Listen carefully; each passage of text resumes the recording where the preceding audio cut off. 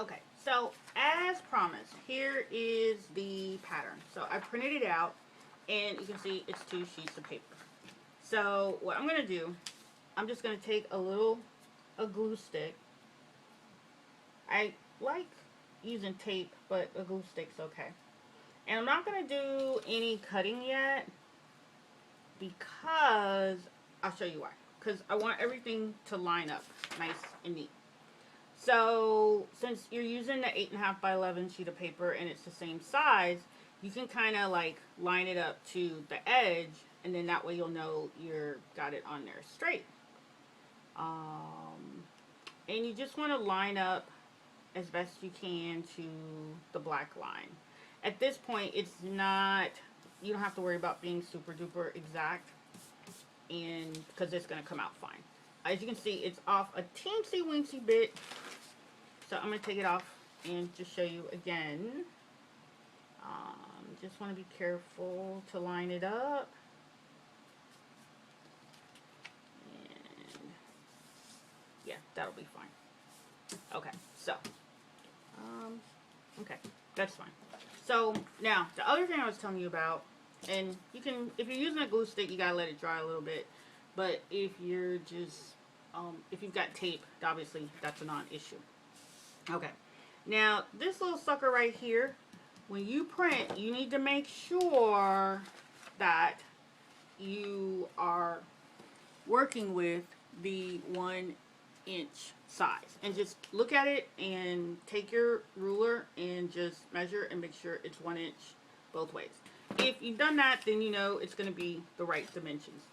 Because overall, this bag is about, the bag body itself is about 16 inches tall, and when you actually finish it, it's going to be about 14 inches wide.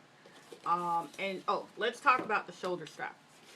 This piece right here, I didn't add the shoulder strap piece as part of the pattern because it's really, it would just take up more of your paper. What it really is a 3-inch wide strip of fabric that you're going to attach to here, okay, to the bag itself, not to the paper.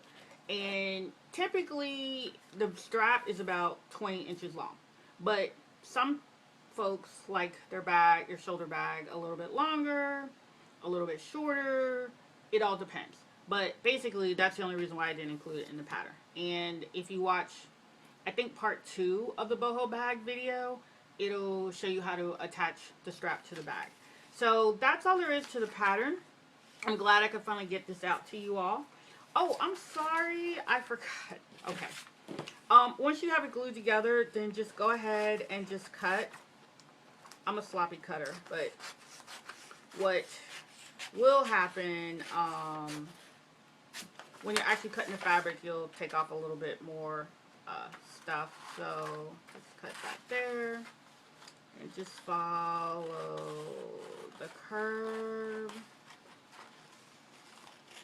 And yeah, just cut that off right there. And you don't need a seam allowance unless you really want to, or unless you really want to. That's the only reason I can think of why. Those things always bug me a little bit.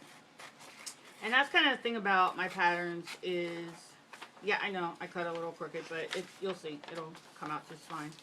Oh, and by the way, this little square right here is exactly 2 inches this way and 2 inches that way for your bag bottom.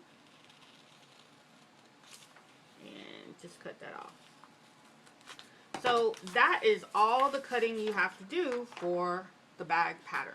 So go ahead and check out part 1 of the video and part 2 of the video, and you should be able to create a beautiful customized boho bag. So enjoy.